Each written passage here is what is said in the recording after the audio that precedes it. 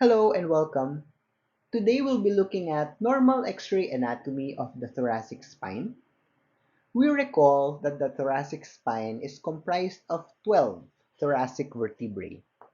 As with the rest of the spine, the standard X-ray projections or views are the anteroposterior AP view, this view here, and the lateral view, as shown here. We know that the thoracic spine starts when the ribs become visible, because the ribs are attached to the thoracic vertebrae via joints called the costovertebral joints. Let's look at the rest of the labeled structures here. Shown here, this curvilinear radio-opaque structure is our first rib. Barely visible here is the right clavicle.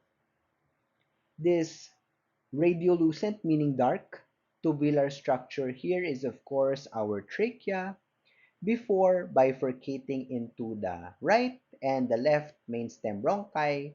This is the tracheal bifurcation. These radiolucent ovoid structures in the lateral aspect of the thoracic vertebral bodies are the pedicles. And for example, this is the sixth posterior rib being attached, of course, to T6.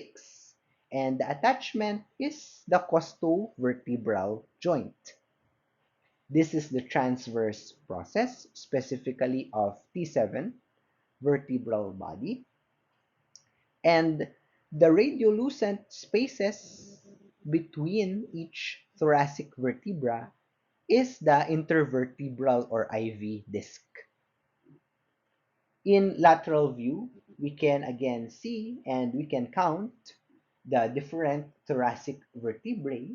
The IV discs are, of course, visible still.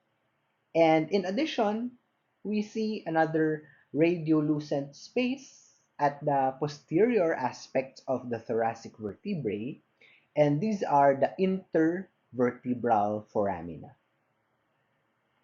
The lumbar vertebrae begin when the ribs end, and another way to distinguish the lumbar from the thoracic vertebrae is that the lumbar vertebrae are generally wider and they are kidney shaped, in contrast to the thoracic vertebrae, which are narrower and more cylindrical in shape.